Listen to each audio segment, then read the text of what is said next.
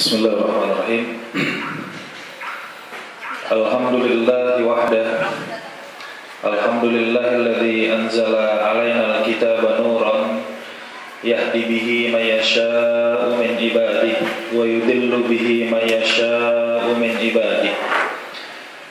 Faman yuridillahu an yahdiyahu yashrah sadrahu lil Islam wa man yurid an yudillahu yaj'al sadrahu dayqan harajan ka'annama yas'adu fis sama'.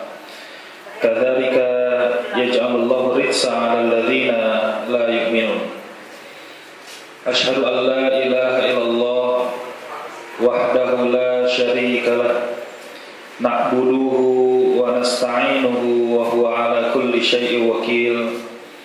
Wa asyhadu anna Muhammadan abduhu wa rasuluhu fala nabiyya wala rasula ba'da. Arsalahu Allahu bil huda wa dinil haq wa bil kitabil hadi wa bis sayfin nasir liyudhhirahu 'ala ad-din kullih walau karihal musyrikun wa kafa billahi syahida. Allahumma shalli wa sallim wa barik ala nabiyyina Muhammadin wa ala alihi wa ashabihi ajma'in wa ala alladhina tabauhum bi ihsanin ila yaumiddin wa ala kulli mujahidin fi sabilillah rabbil alamin. Amma ba'd, fa ya ayyuhal jami' rahimakumullah, usikum wa iyaya nafsi bi taqwallahi wa ta'atihi la'allakum tuflihun. Para jamaah sekalian yang sama-sama kita mengharapkan ridho dan rahmat Allah Subhanahu wa taala, atas izin dan rahmat Allah Subhanahu wa taala kita semua hari ini sama-sama dipertemukan oleh Allah Subhanahu wa taala di dalam satu majelis ilmu, majelis di mana kita saling bertausiah, saling ingat mengingatkan di antara kita semuanya akan fungsi dan peran kita sebagai hamba Allah Subhanahu wa taala. Kita melaksanakan aktivitas tafaqquh fiddin, memahamkan diri kita tentang dinullah yang merupakan kesempurnaan nikmat dari selain nikmat fisik material yang Allah berikan kepada kita, yaitu nikmat dinullah, nikmat petunjuk hidup agar hidup kita menjadi terbimbing, menjadi terarah dan tidak salah jalan. Bahwa Allah Subhanahu wa taala sebagai Al-Khaliq telah menetapkan fungsi dan peran manusia itu diciptakan oleh Allah tidak lain dan tidak bukan adalah untuk beribadah, mengabdi, tunduk, patuh dan taat kepada Allah. Itu saja fungsi dan peran manusia. Wa ma umiru, dan aku tidak perintahkan manusia illa liya'budullah, kecuali untuk ibadah, mengabdi, tunduk, patuh pada Allah. Dan ibadah ini bahkan kita nyatakan, ya para jamaah sekalian, pengabdian kita, ketundukan, ketaatan kita kepada Allah ini bahkan kita nyatakan dalam sebuah kalimat ikrar, kalimat sumpah, kalimat pernyataan, yaitu berupa kalimat syahadat. Kita menyatakan asyhadu alla ilaha illallah, aku bersumpah tidak ada ilah kecuali Allah. Jadi kita wujudkan dia dalam kalimat syahadat yang menyatakan bahwa tidak ada yang kita sembah, kita abdi kecuali kepada Allah Subhanahu wa taala. Nah, untuk bagaimana meningkatkan kualitas ibadah kita agar ibadah kita ini betul-betul bisa berjalan dengan baik, maka di antara hal mendasar, ya, di antara hal mendasar yang harus kita lakukan adalah kita wajib, ya, mendalami, memahami makna dan kandungan syahadat ini. Jadi dua kalimat syahadat ini bukan cuma sekedar kalimat biasa yang kita ucapkan tanpa makna, tidak begitu, ya. Kalimat syahadat ini adalah sebuah kalimat sumpah, kalimat ikrar, kalimat pernyataan yang di dalamnya ada konsekuensi hukum, ya, yang harus kita pahami dan harus kita mengerti. Coba kita lihat para jamaah sekalian, orang-orang kafir dahulu di zaman Rasulullah itu ketika diajak untuk mengucapkan kalimat syahadat mereka tidak mau. Ya, sekedar mengucapkan saja tidak mau. Kenapa tidak maunya? Karena mereka tahu apa konsekuensi dari mengucapkan kalimat itu. Nah gitu loh. Ya. Nah bedanya umat Islam sekarang ini aneh. Dia mengucapkan, tapi dia nggak ngerti apa konsekuensi dan tuntutannya. Sehingga apa? Tingkah lakunya, perbuatannya, sikapnya tidak ada bedanya dengan orang yang kafir. Coba perhatikan dulu surat ke-37, surat As-Saffat, lihat. Surat ke-37, surat As-Saffat, ayat ke-35 sampai ayat ke-36. Di mana Allah Subhanahu wa taala menjelaskan di sana, a'udzubillahi minasyaitonir rajim. Innahum kanu idza qila lahum la ilaha illallah yastakbirun wa yaquluna a inna latariku alihatina lisairin majnun. Nah, perhatikan di situ ya. Ini perkataan orang kafir hari itu. Innahum, sesungguhnya mereka masyarakat pada hari itu, kanu idza qila lahum, yaitu apabila dikatakan kepada mereka la ilaha illallah, tidak ada ilah kecuali Allah, apa yang terjadi? Yastakbirun, mereka malah menyombongkan diri, menolak, tidak mau mengakui, bahkan tidak mau mengucapkan. Tidak mau mengakuinya sambil wayakuluna, bahkan mereka berkata, menolaknya itu sambil berkata, a inna latariku alihatina lisairi majnun, apakah kami harus meninggalkan ilah-ilah kami? Ya, karena kalimat tadi mengatakan apa? Tidak ada ilah kecuali Allah. Oh, berarti kami harus tinggalkan dong ilah-ilah kami itu. Berarti, nah, lihat, berarti mereka paham, ya? Berarti mereka paham betul apa makna ilah itu. Apakah berarti kami harus tinggalkan ilah-ilah kami karena seorang penyair gila ini? Jadi Rasul dituduh tukang syair, padahal beliau membawakan ayat Allah. Itu bukan syair, itu ayat Allah. Dan dituduh orang gila. Kenapa dituduh orang gila? Karena Rasulullah memerintahkan apa? Meninggalkan ya kepada manusia sesuatu yang sudah turun-menurun. Sudah turun-menurun, sudah mendarah daging, dari dulu sudah dikerjakan gitu, tiba-tiba harus ditinggalkan. Maka orang-orang bilang apa? Wah, ini orang gila ini. Masa kita harus ninggalin? Ini kita dari dulu sudah begini. Ya, dari nenek moyang kita turun-menurun sudah begini, kok tiba-tiba suruh tinggalin? Ini gila orang ini. Nah, gitu lihat. Ya, sama nanti kita juga gitu. Kalau kita mendakwakan tauhid, mendakwakan sunnah di tengah masyarakat yang musyrik, di tengah masyarakat yang bid'ah. Coba sekali-kali kita dakwahkan tauhid atau sunnah. Kita dakwahkannya di tengah masyarakat yang syirik dan bid'ah, yang turun-menurun gitu. Sama, nanti kita dibilang gila. Kamu nih gila ya. Kami ini dari dulu begini. Dari dulu turun-menurun ya begini. Kok kamu tiba-tiba nyuruh kami nggak boleh ini, nggak boleh itu. Nah, jadi berdasarkan ayat itu menunjukkan apa? Orang kafir hari itu menentang syahadat itu justru karena tahu, karena paham makna dan kandungannya. Juga seperti perkataan seorang tabi'in, ya, Wahab bin Munabbih. Ada seorang tabi'in, Wahab bin Munabbih, ditanya oleh salah seorang muridnya. Muridnya bertanya, "Ya Syekh, halil kalimatul la ilaha illallah miftahul jannah?" Nah, ya, ditanya oleh muridnya. "Wahai guru, bukankah kalimat la ilaha illallah itu kunci surga?" Nah, gitu. Apa jawab Wahab bin Munabbih? Bala, betul. Ya, la ilaha illallah itu kunci surga. Walakin likulli miftahin asnanun. Tapi kau harus tahu, setiap kunci itu ada giginya. Ya. Kalau engkau datang dengan gigi yang tepat, engkau bisa buka pintu itu. Tapi kalau engkau datang dengan gigi yang salah, nggak bisa. Engkau nggak akan bisa membuka pintu itu. Fa'lam, maka engkau harus tahu, anna asnanhu, giginya itu sab'atun, ada 7. Itu penjelasan dari Wahab bin Munabbih, menjelaskan ini nanti masyhur di kalangan ulama disebut dengan surutus syahadah, syarat syahadat. Jadi syahadat itu, para jamaah sekalian, dia bukan kalimat biasa, bukan kalimat sederhana. Di dalamnya ada ilmu yang harus kita pelajari.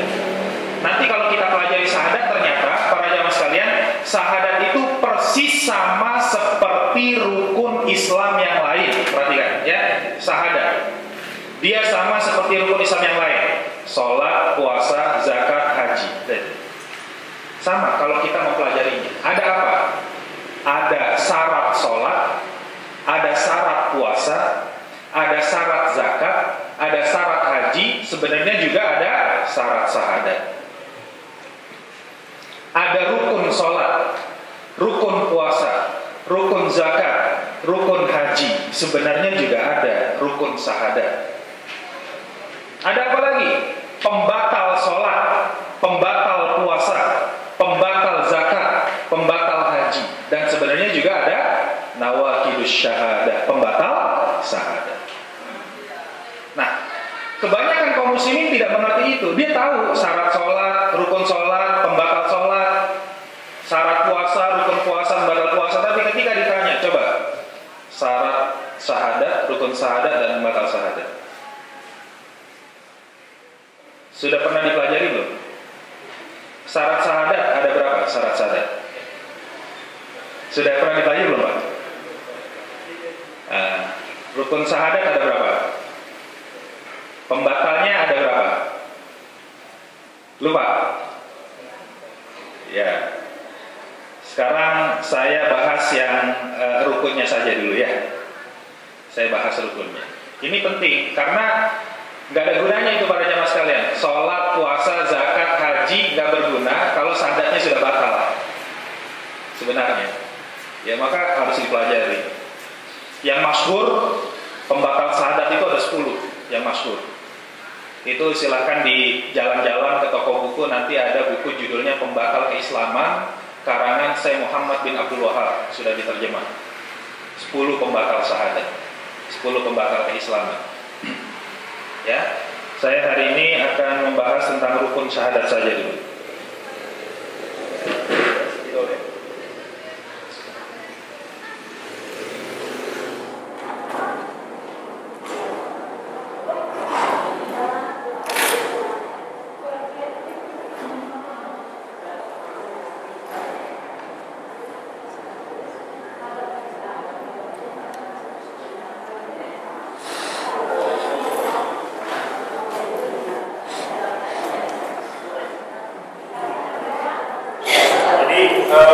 Di dalam kalimat syahadat itu ada syarat, ada rukun, dan juga ada pembatalnya.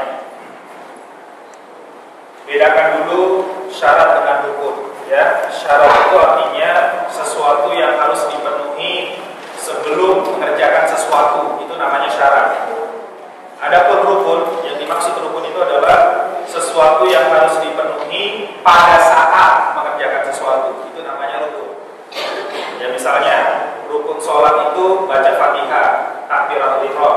Jadi orang kalau sholat nggak baca Fatihah nggak sah. Rukun itu apa? Sesuatu yang harus dikerjakan pada saat mengerjakan sesuatu, itu namanya rukun. Ya, kalau syarat sesuatu yang harus dipenuhi sebelum mengerjakan sesuatu, itu namanya syarat. Bedakan. Nah, rukun syahadat, rukun syahadat. Jadi syahadat ada rukunnya. Rukun syahadat itu ada 4. Cuman mungkin kita bahas satu saja dulu ya. Rukun syahadat yang pertama ada pada kata Allah. Kata Allah, asyhadu alla ilaha illallah. Kata Allah, ini posisinya, jabatannya, dia sebagai rukun syahadat yang pertama, yang disebut dengan rukun an-nafyu namanya.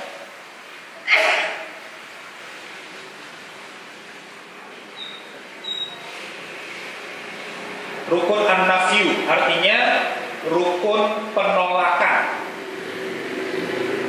Jadi dia disebut dengan rukun penolakan. Aku bersumpah bahwa tidak ada, nah gitu ya, tidak ada ilah kecuali Allah. Jadi kata-kata tidak ada itu artinya menunjukkan penolakan. An-nafyu artinya penolakan.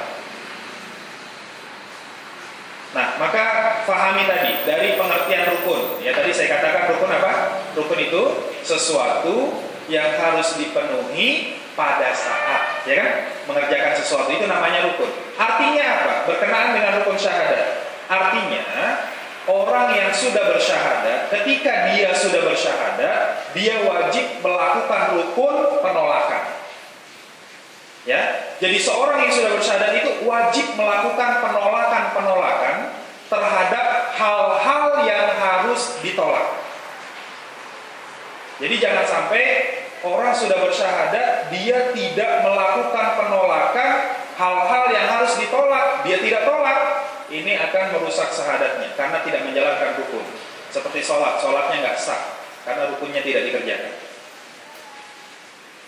Syahadat seseorang bisa tidak sah ketika dia tidak mengerjakan rukunnya. Rukun yang pertama, rukun an-nafyu, penolakan. Apa yang ditolak? Perhatikan ya. Silakan dibaca saja, itu bukunya masyhur, kitab tauhid yang ditulis oleh Dr. Shalih Fauzan bin Fauzan. Di situ dijelaskan apa yang harus ditolak itu apa saja. Pertama, yang harus ditolak oleh orang yang sudah bersyahadat, yaitu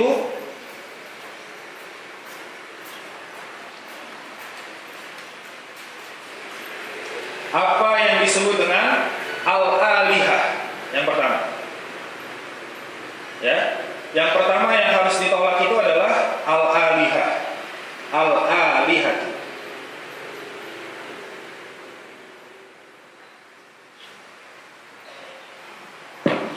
Apa itu al-alihah? Ya, al-alihah itu artinya adalah sesuatu yang diyakini bisa mendatangkan kebaikan atau menolak keburukan selain Allah. Ya, itu harus ditolak. Tidak ada, ya, para jamaah sekalian, tidak ada yang bisa mendatangkan kebaikan, tidak ada yang bisa menolak keburukan kecuali Allah. Jadi kalau ada orang sudah bersyahadat, bayangkan, dia sudah bersyahadat, tapi dia masih meyakini ada yang bisa mendatangkan kebaikan dan menolak keburukan selain Allah, berarti syahadatnya rusak. Tidak ada yang bisa mendatangkan kebaikan dan menolak keburukan, itu cuma Allah. Perhatikan contohnya. Ada nggak di masyarakat kita yang percaya kalau ada kupu-kupu berarti ada tamu?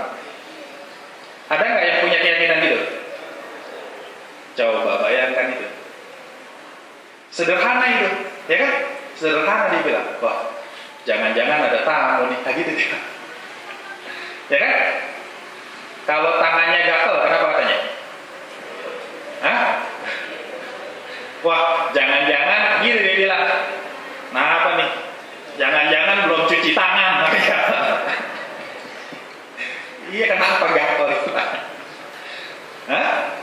Rusak itu, syahadatnya rusak, nggak sadar, gampang, enteng, ringan, tapi dia nggak ngerti, hati-hati, rusak syahadat kamu begitu. Kalau kupingnya panas kenapa katanya? Iya, itu terjadi, ngaku muslim, dia bersyahadat, kok masih kayak begitu? Iya, itulah kenyataannya, karena dia tidak paham syahadat, karena dia tidak belajar syahadat, gitu maksudnya. Ada nggak di masyarakat kita? Perhatikan, orang memberikan sesaji kepada penguasa padi. Dia berikan sesaji pada penguasa padi. Maksudnya apa? Maksudnya apa? Supaya panen padinya melimpah, ya kan? Gitu loh. Itu dilakukan. Ada nggak yang memberi sesaji pada penguasa laut? Ada nggak? Supaya apa? Iya, supaya panen padinya melimpah. Nah, coba bayangkan. Ada nggak yang ngasih sesaji pada penguasa gunung? Ada nggak? Supaya apa? Biar nggak meletus. Coba, yang memimpin ritual sesaji itu siapa yang mimpin? Bukan cuma orang Islam, pakai sorban, bayangin ya. Begitu yang mimpin. Coba, bagaimana itu orang sudah bersyahadat kok kayak begitu? Ya, aneh itu. percuma, nggak ada gunanya. Makanya orang kafir dulu tahu dia nggak mau syahadat, karena dia tahu ada penguasa padi, ada penguasa laut, penguasa gunung, ada penguasa Ka'bah. Makanya enggak, kami punya ilah sendiri. Kami nggak mau mengakui Allah saja sebagai ilah. Ilah kami banyak. Lihat itu, mereka katakan itu. Ya, buka surat ke-57. Silakan surat Al-Hadid. Surat ke-57 ayat ke-22 sampai ayat ke-23.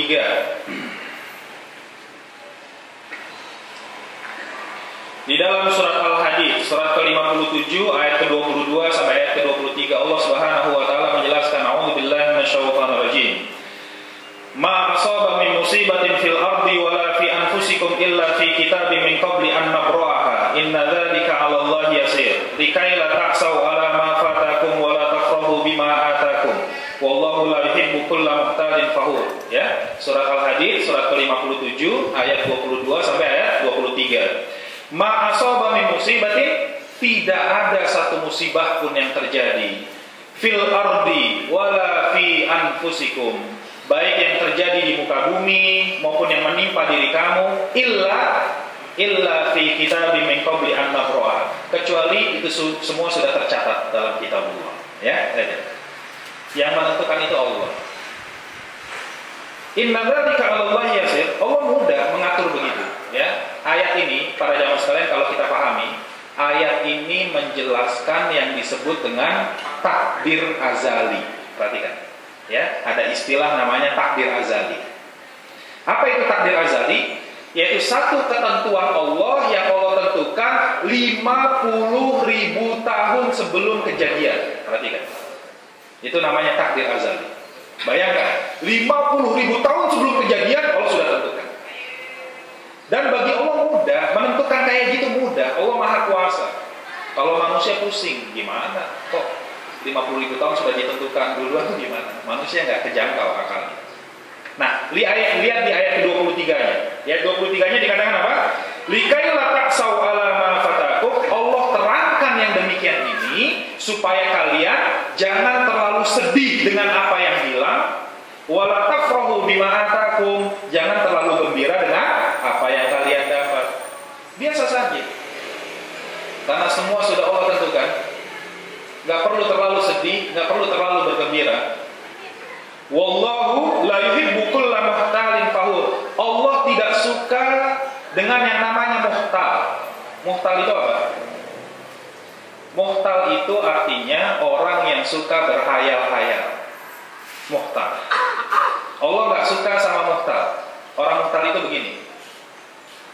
Coba saya nggak berangkat ya, nggak kejadian deh kayak gini, nah gitu. Itu namanya mukhtal. Terus saja.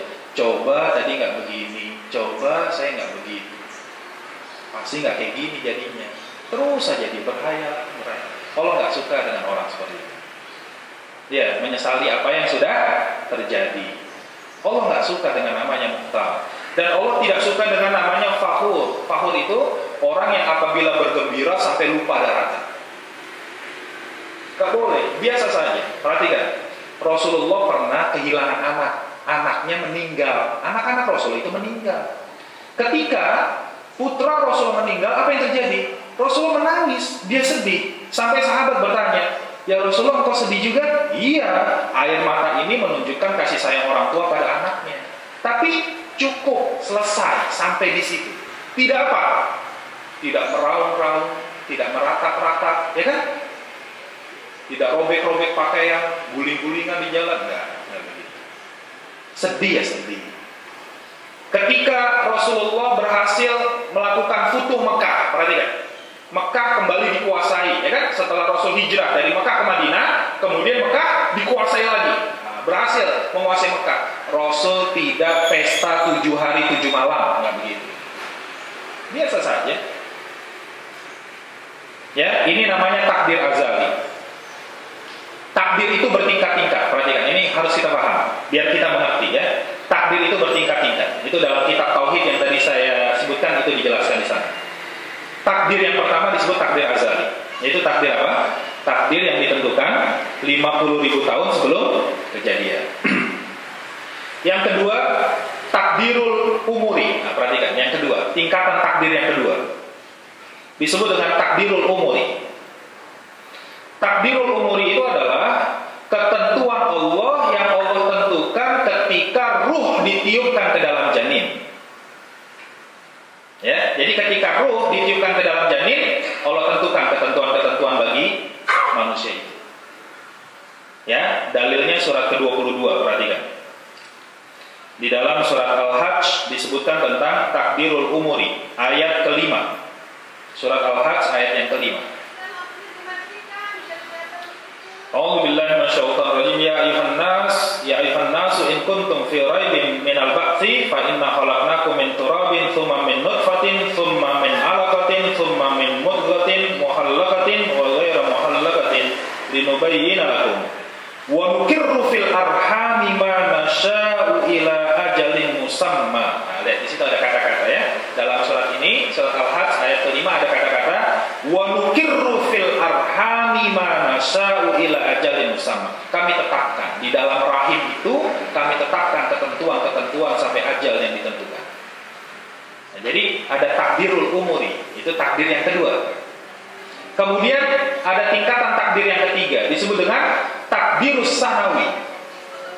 Takdir sanawi itu artinya takdir tahunan.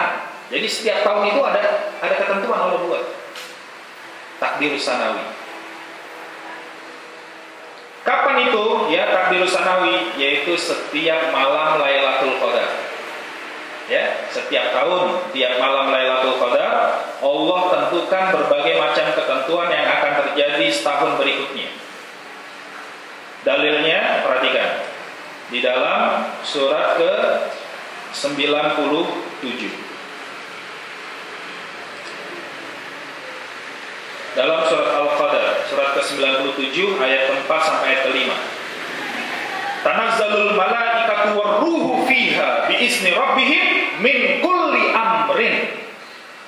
Salamun hiya hatta matla'il fajr. Pada malam Lailatul Qadar apa yang terjadi? Turun para malaikat. Para malaikat itu turun, juga Jibril dengan seizin Allah membawa berbagai macam urusan pada hari itu. Ya. Keselamatan pada hari itu sampai terbitnya fajar. Nah, ini yang disebut para ulama menyebutnya dengan takdirus sanawi, takdir tahunan. Akan ada ketentuan yang akan terjadi setiap tahun. Takdir yang keempat disebut dengan takdirul yaumi. Lihat, takdirul yaumi, takdir harian. Jadi setiap hari juga ada ketentuan Allah. Ya, makanya kita diajarkan apa? Kita diajarkan untuk zikir pagi dan petang, ya kan? Siapa yang berzikir pagi maka akan dilindungi Allah sampai sore. Siapa yang berzikir sore, Allah akan lindungi sampai petang. Dalam hadis Rasulullah disebut apa? Setiap pagi ada 2 malaikat yang berdoa, ya kan? Ini dalam hadis disebut. Setiap pagi ada 2 malaikat yang berdoa. Satu malaikat berdoa apa? Ya Allah, apabila hambamu ini hari ini dia berinfak, melakukan ketaatan, maka berilah kebaikan pada dirinya hari ini. Kalau hambamu hari ini tidak mau infak, dia melakukan keburukan, maka berilah keburukan. Lihat, tiap hari. Dalam surat Ar-Rahman, perhatikan. Dalam surat ke-55 disebutkan apa? Kulla yaumin huwa fi sya'an. Tiap saat Allah dalam keadaan sibuk. Setiap saat Allah dalam keadaan sibuk. Ya, mengurusi urusan hambanya. Nah, ini takdir ini saling berkaitan. Takdir azali, takdir umuri, sanawi, dan yaumi ini saling berkaitan. Yang satu dengan lain. Saling mempengaruhi. Dan takdir ini bisa kita rubah dengan doa. Ya, perbanyak kita doa yang baik pada Allah dan melakukan ikhtiar yang baik. Nah, kita diperintahkan meskipun Allah sudah tentukan sebuah takdir, tapi kalau kita ingin mengharapkan kebaikan, maka berdoalah minta yang baik sama Allah, kemudian lakukanlah ikhtiar yang benar, supaya kita berharap yang kita dapat itu ketentuan yang baik. Nah, gitu caranya. Ya. Tapi sekali lagi, bahwa pada akhirnya segala yang menentukan adalah Allah, karena kewajiban manusia hanya berikhtiar, ya kan? Hasilnya kita serahkan kepada Allah. Maka di dalam surat ke-64, perhatikan. Di dalam surat ke-64 ayat yang ke-11 Dalam surat At-Taghabun, surat ke-64 ayat ke-11 itu dijelaskan, a'udzubillahi minasyaitonirrajim, ma asaba min musibatin illa biiznillah. Tidak ada satu musibah pun yang terjadi kecuali atas izin Allah. Ya, tidak ada satu peristiwa pun, tidak ada bahkan satu musibah pun yang terjadi kecuali atas izin Allah. Wa may yu'min billahi yahdi qalbahu. Maka siapa yang beriman pada Allah, Allah akan bimbing hatinya. Dan Allah Maha tahu tentang segala sesuatu. Nah, selain takdir, kita juga perlu belajar namanya iradah. Allah itu punya iradah. Iradah itu apa? Kehendak. Ya, iradah itu ada dua, perhatikan. Ada iradah syar'iyah, ada iradah kauniyah yang berkenaan dengan kehendak Allah. Tidak ada satu musibah pun kecuali dengan izin Allah atas kehendak Allah. Nah, iradah itu ada dua. Ada iradah syar'iyah, ada iradah kauniyah. Iradah syar'iyah itu apa? Iradah yang Allah tetapkan yang bersifat baik, kebaikan-kebaikan. Itu iradah syar'iyah yang datangnya dari Allah dan pasti bersifat baik. Selain iradah syar'iyah ada iradah kauniyah. Nah, perhatikan, iradah kauniyah itu apa? Satu ketentuan Allah yang ada kaitannya dengan perbuatan manusianya. Ya, kalau iradah syar'iyah mutlak ketentuan Allah dan nilainya pasti baik. Kalau iradah syar'iyah itu satu ketentuan yang ada kaitannya dengan tingkah laku dan perbuatan manusia. Kadang-kadang dia bukan kebaikan, tapi di dalamnya mengandung kebaikan. Ya, kadang-kadang bentuknya bukan kebaikan, tapi di dalamnya sebenarnya mengandung kebaikan. Seperti, ya, seseorang itu beriman. Apakah seseorang itu beriman? Apakah seseorang itu menjadi beriman atau kafir? Itu iradah syar'iyah atau iradah kauniyah? Coba, apakah seseorang itu pada akhirnya dia menjadi beriman atau kafir? Itu iradah syar'iyah atau iradah kauniyah? Ya, itu iradah kauniyah. Karena kalau iradah syar'iyah, Allah menginginkan kita beriman, Allah tidak menginginkan kita kafir. Perhatikan, ya. Allah itu memberikan kita 5 tingkatan hidayah. Bayangkan, Allah itu menginginkan kita baik, kita benar. Buktinya, Allah memberikan kita 5 tingkatan hidayah. Ada hidayah fitrah, ada hidayah insting, ada hidayah panca indera, ada hidayah akal, dan ada hidayah diturunkannya para nabi. Lihat, hidayah bertingkat-tingkat Allah berikan supaya manusia dapat hidayah. Apalagi, buktinya kalau kita berniat melakukan kebaikan sudah dicatat jadi amal soleh. Kalau kita kerjakan pahalanya berlipat-lipat. Kalau kita berniat melakukan kejahatan belum ditulis. Perhatikan. Kalau kita jadi melakukan kejahatan ditulis satu kesalahan. Allah sangat kasih sayang, sebenarnya menginginkan manusia baik. Jadi kalau manusia itu kafir, itu yang salah manusianya, perbuatan manusianya. Allah ciptakan kekafiran, itu memang tidak baik kekafiran, tapi di dalamnya ada kebaikan, supaya kita jangan meniru orang kafir. Allah ciptakan neraka, memang tidak baik, tapi di dalamnya ada kebaikan, justru supaya kita menjaga diri, jangan terjebur ke neraka. Dan perhatikan, ada iradah syar'iyah, ada iradah kauniyah. Jadi salah orang bilang begini, saya sih sebenarnya mau jadi orang Islam yang taat, tapi gimana ya Allah takdirkan saya begini gitu. Saya ditakdirkan awam gitu. Nah, ini orang nggak ngerti ya, salah. Makanya setiap orang dimasukkan ke neraka itu selalu ditanya. Nggak mungkin orang masuk neraka itu salah, orang nggak salah dimasukin ke neraka, nggak mungkin. Kalau di dunia ada, orang nggak salah di penjara ada. Kalau di dunia, orang baik, orang benar malah dihukum, itu di dunia. Kalau di neraka nggak ada. Orang masuk neraka itu pasti karena dia salah. Penjaga neraka bertanya, alam ya'tikum nadhir? Memangnya belum pernah ada yang nasihati kamu? Mereka bilang, qalu bala qad ja'ana nadhir. Sudah ada yang nasihati saya. Fakadzabna, tapi kaminya nggak mau dengar, sayanya nggak mau dengar. Kan udah dikasih telinga, dikasih mata, dikasih hati, dikasih akal. Maka mereka berkata apa? Wa qalu law kunna nasma'u aw naqilu ma kunna fi ashabis sa'ir. Dia bilang apa? Coba dulu saya mau dengar. Coba dulu saya mau berpikir, pasti saya nggak jadi penghuni neraka yang menyala-nyala. Jadi karena manusianya yang salah. Itu iradah kauni. Jadi tidak boleh ya. Jangan lagi kita sudah bersyahadat masih meyakini ada penyebab lain selain Allah. Manusia berniat jahat apapun sama kita, berniat jahat apapun sama kita, kalau Allah takdirkan tidak terjadi, nggak akan terjadi. Manusia berencana melakukan kebaikan apapun, menjanjikan kebaikan apapun pada kita, kalau Allah belum takdirkan, tidak bisa terjadi. Ya. Kewajiban kita adalah berikhtiar sebaik mungkin. Tetap harus berikhtiar. Jadi salah, bukan berarti sudah ditentukan kemudian kita nggak ikhtiar. Salah, karena kita berharap mendapatkan ketentuan yang baik. Rasul itu orang yang sudah diampuni dosanya. Tapi lihat, Rasul saja sholatnya sampai bengkak-bengkak kedua kakinya, padahal dia sudah diampuni dosanya. Nah, apalagi kita ini belum diampuni dosanya, maka ikhtiar kita harus lebih keras, gitu loh. Ya, Rasulullah istighfar sehari berapa kali? Nah, ya kan, Rasul saja yang sudah diampuni ngajarin kita. Beliau saja istighfar sehari itu 70 sampai 100 kali. Nah, apalagi kita yang belum diampuni, harus lebih banyak istighfar. Itu maksudnya. Jadi jangan karena udah ditentukan ya sudahlah kesalahannya. Nggak bisa begitu. Ya. Bisa nggak? Kalau orang punya keyakinan kayak gitu tuh. Kalau sudah ditentukan ya sudah. Nah, nanti kalau kamu lapar, gak usah ikhtiar. Nanti kalau lo takdirkan kenyang juga kenyang sendiri. Bisa nggak? Nggak bisa, harus dikejar. Kamu harus ikhtiar. Ya kan? Jadi ketentuan Allah harus dikejar supaya kita ambil yang baiknya itu.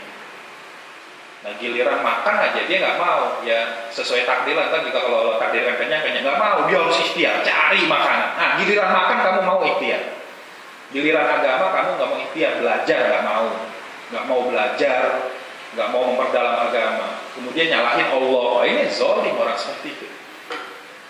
Ya. Kemudian masuk yang kedua, yang ditolak yang kedua. Setelah al-alihah ada kemudian al-andad.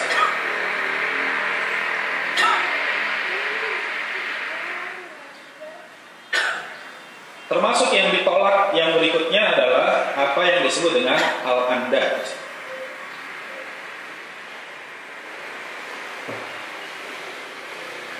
Al-andad. Al-andad itu artinya adalah sesuatu yang memalingkan kecintaan kita dari Allah. Itu tidak boleh ada. Ya, sesuatu yang memalingkan kecintaan kita dari Allah Subhanahu wa taala. Artinya orang yang sudah bersyahadat itu cintanya yang paling besar harusnya kepada Allah. Nah gitu ya. Jangan sudah bersyahadat kok tetap yang dicintai yang lain. Itu batal syahadatnya, nggak ada gunanya. Bagaimana bisa? Allah itu sangat sayang sama kita, sayang sekali. Diberikan fasilitas dunia dan sisi ini semua buat manusia. Dikasih surga, kasih pahala. Kok manusia malah cintanya sama yang lain? Nah, itu kan zolim namanya. Lihat, ada 3 hal yang tidak boleh dikalahkan kecintaan ini. Ada 3 hal yang tidak boleh dikalahkan kecintaannya dibanding yang lain. Yang lain tidak boleh mengalahkan kecintaan terhadap 3 hal ini. Apa itu? Allah, Rasul, dan jihad. Perhatikan. Bayangkan. Allah, Rasul, dan jihad. Nggak boleh dikalahkan. Dalilnya mana? Surat ke-9 ayat ke-24. Lihat, surat At-Taubah ayat ke-24. Siapa yang masih mengorbankan Allah, Rasul, dan jihad, berarti dalam ayat itu disebut fasik. Bayangkan, kita disebut fasik. Di ujung ayat, Allah tidak memberi petunjuk kepada orang fasik ketika dia lebih mencintai yang lain. Nggak boleh dikalahkan. Baik alasannya karena urusan orang tua kah, urusan anak, urusan keluarga, urusan pekerjaan, urusan harta, rumah, tidak boleh. Kalau sudah urusan Allah, Rasul, dan jihad, nggak boleh dikalahkan. Nah, lihat, bisa nggak begitu? Sampai seperti itu Allah minta. Sementara kita kan masih jauh ya. Kita belum sampai tuh. Allah, Rasul, dan jihad belum sampai. Kita ini baru sampainya apa? Allah, Rasul, dan ngaji. Baru ngaji kita tahapannya ya. Belum sampai jihad. Itu aja ngaji kalah mulu ya. Baru urusan ngaji aja kalah mulu. Kalahnya karena urusan apa? Ya kalau nggak urusan anak, urusan orang tua, urusan kerjaan, urusan rumah, ya kan? Lihat di sini. Padahal Allah minta Allah, Rasul, dan jihad. Kenapa jihad? Karena Rasul bersabda dalam hadisnya, "Dirwatus sanamil Islam al jihadu fi sabilillah." Karena jihad itu adalah amal yang paling tinggi dalam Islam. Puncak amal tertinggi dalam Islam itu jihad. Ini nggak boleh dikalahkan. Jadi salah, puncak amal tertinggi dalam Islam itu bukan haji. Salah. Jangan merasa kalau sudah haji sudah top. Nggak, bukan. Puncak amal tertinggi dalam Islam itu jihad.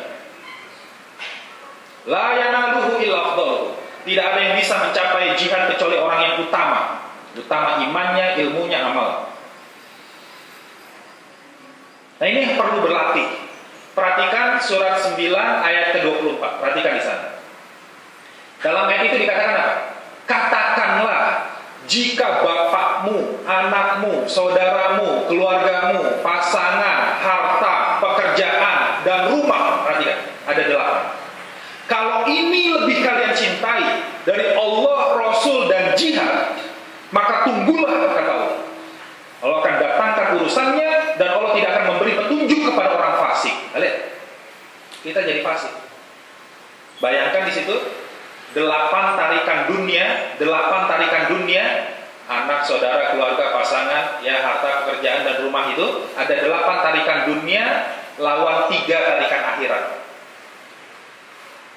Mana dalam diri kita? Mana yang lebih mengikat kita? 8 tarikan dunia lawan 3 tarikan akhirat. Mana yang lebih mengikat kita? Yang mana? Yang 8? Iya, alhamdulillah, kita jujur aja Pak ya. Jujur aja lah ya. Itu masih sering mengikat diri kita. Lihat, umat Islam jangankan suruh jihad, suruh itikaf bulan Ramadan aja nggak bisa. Dikasih 365 hari dalam setahun, suruh itikaf 10 hari saja nggak bisa. Kenapa? Ya cinta dunia, urusan dunia. Gitu loh. Coba buka surat ke-14 ayat kedua sampai ayat ketiga. Surat Ibrahim. Surat ke-14 ayat kedua sampai ayat ketiga. Allahilladzi lahu ma fis samawati wa ma fil ardh wa wailul lil kafirin min adzabin syadid. Alladzina yastahibuna al-hayata dunya 'alal akhirah. Wa yasudduna an sabilillahi wa yabghuna iwaja ulaika fi dhalalin ba'id. Dalam ayat itu disebut wa wailul lil kafirina, kecelakaan bagi orang kafir itu. Lahum adzabun syadid, mereka pasti dapat azab yang pedih. Siapa yang disebut orang kafir di ayat itu? Yaitu alladzina yastahibbunal hayatad dunya 'alal akhirah. Orang yang lebih cinta dunia daripada akhirat. Jadi bukan cuma fasik. Orang lebih cinta dunia daripada akhirat itu bukan cuma fasik. Di ayat itu disebut apa? Kafir, bayangkan. Makanya dikatakan syahadatnya batal. Perhatikan. Makanya dikatakan syahadatnya batal. Itu Allah katakan kafir dia. Orang lebih cinta dunia daripada akhirat. Sholat sih sholat, bayangkan. Sholat sih sholat, tapi udah mau habis waktunya baru sholat. Udah gitu gak ada tumak ninahnya, ngebut sholatnya. Selesai. Allah gak butuh ibadah kayak begitu. Kamu tuh gak cinta Allah, kamu tidak cinta Allah, kamu tuh cinta dunia. Buktinya apa? Buktinya kalau urusan dunia, perhatikan, kalau urusan dunia dikasih waktu selapang-lapangnya, harta sebanyak-banyaknya, perhatian sebesar-besarnya. Kalau urusan dunia kamu bisa prioritaskan. Kenapa giliran urusan agama Allah yang dikasih apa? Waktu sisa, tenaga sisa, harta sisa, giliran untuk agama Allah yang sisa-sisa. Kenapa begitu? Kalau orang dia paham syahadat, gak bakal dia begitu. Allah, Rasulnya, dan jihad itu lebih dia cintai. Maka orang yang paham syahadat dengan yang tidak paham syahadat, kelihatan karakternya beda. Beda sekali karakter. Jadi itu yang harus kita mengerti. Dia bukan cuma sekedar kalimat biasa. Kelihatan sifat cintanya pada Allah itu sangat besar. Umat Islam dahulu, didikan Rasulullah, umat Islam dahulu menang jaya dan mulia karena cinta pada Islamnya luar biasa hebatnya. Cinta sekali. Makanya sanggup, bayangkan, suruh hijrah dari Mekah ke Madinah. Hijrah. Dia tinggalin tuh rumahnya, kampungnya, pasangannya, keluarganya, harta, tinggal, semua ditinggal, hijrah. Jarak dari Mekah ke Madinah berapa?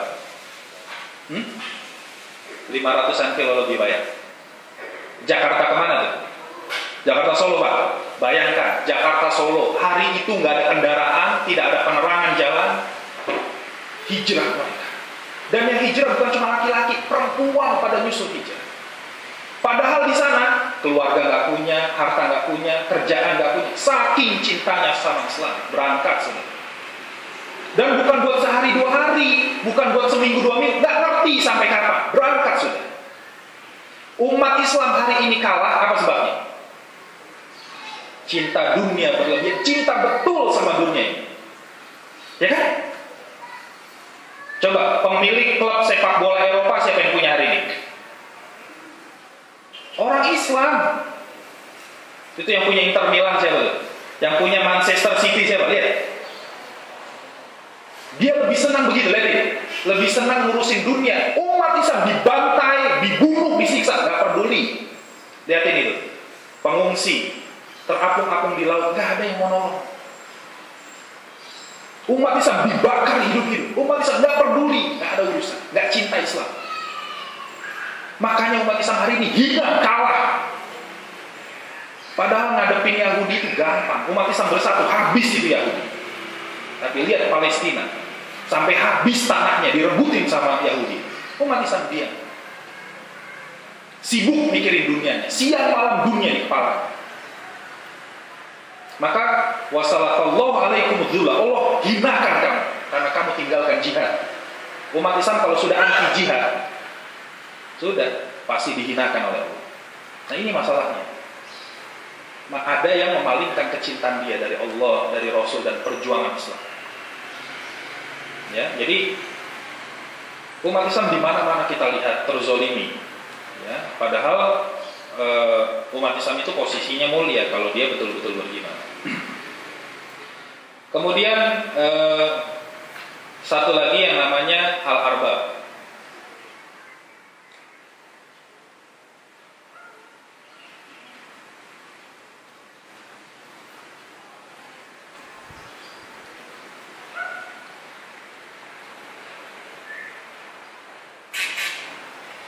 Juga sesuatu yang harus ditolak itu namanya al-arbab. Al-arbab. Yang dimaksud dengan al-arbab adalah siapa saja yang berfatwa tentang urusan agama. Ya. Atau al-arbab ini maksudnya adalah mempertuhankan orang alim. Itu nggak boleh, harus kita tolak, ya. Siapa saja yang berfatwa tentang urusan agama, kalau fatwanya salah, nggak boleh diikuti. Siapapun dia, mau kiai, mau profesor, mau apapun titelnya, mau habib, kalau dia berfatwa tentang urusan agama tapi salah fatwanya, batil dan keliru, tidak boleh kita ikuti. Karena kita tidak boleh mempertuhankan orang alim, tidak boleh. Ya. Jadi manusia itu kita ikuti apa? Nilainya. Apakah nilainya sesuai kitabullah dan sunnatul rasul? Tidak. Itu. Meskipun yang berkata orang biasa, nggak punya titel, nggak punya gelar, tapi ngomongnya benar, itu lebih layak kita dengarkan, kita ikuti. Mau kiai, mau profesor, mau dokter, mau habib, apapun, kalau ngaco ngomongnya, nggak usah didengarin. Nggak boleh diikuti. Tidak boleh mengikuti, mengekor, membabi buta. Nah ini di masyarakat kita ada ngaku syahadat, ya sudah Islam ngaku bersyahadat, dia bilang apa? Masa iya kiai salah? Nah, gitu dia bilang. Masa iya kiai salah? Kamu tahu apa? Kamu baru belajar kemarin udah nyala-nyalain. Alhamdulillah saya baru belajar kemarin udah ngerti. Kamu belajar bertahun-tahun nggak ngerti-ngerti, bagusan saya. Ya kan? Kita baru belajar kemarin udah ngerti. Kan gitu harusnya. Jangan jadi minder gitu. Iya. Ya, itu kerjaannya Yahudi Nasrani para jamaah sekalian. Suka mempertuhankan orang alim itu kerjaannya Yahudi Nasrani. Ya, surat ke-9 ayat 31. Surat At-Taubah ayat ke-31. Ittakhadhu ahbarahum wa rubbanahum arbaba min dunillah. Mereka Yahudi dan Nasrani suka mempertuhankan orang alimnya. Nah, itu diterangkan dalam surat 9 ayat 31. Maksudnya apa? Mempertuhankan orang alim, membenarkan semua perkataannya meskipun bertentangan dengan kitabnya sendiri. Itu yang dimaksud. Ya, disinilah beda kita dengan Syiah. Perhatikan, beda kita dengan Syiah ini diantaranya di sini. Syiah menganggap apa? Imam-imam mereka itu maksum, gak mungkin salah. Mereka orang suci, mereka perwakilan Tuhan. Nah, Yahudi Nasrani itu menganggap gitu. Pendeta, rahib ini wakilnya Tuhan, jadi mereka gak mungkin salah. Nah, Syiah kayak begitu keyakinannya, menganggap imam mereka ini maksum, gak mungkin salah. Padahal Ahlus Sunnah meyakini tidak ada manusia maksum kecuali Rasulullah. Tidak ada manusia maksum kecuali Rasulullah. Siapapun dia pasti bisa salah. Kalau salah ya salah, selesai. Ya, Umar bin Khattab saja pernah salah, ditegur oleh Abu Bakar As-Siddiq radhiyallahu anhu ketika beliau tidak rela dikatakan Rasulullah sudah meninggal. Umar berkata, siapa yang berkata Rasul meninggal berhadapan denganku? Gitu.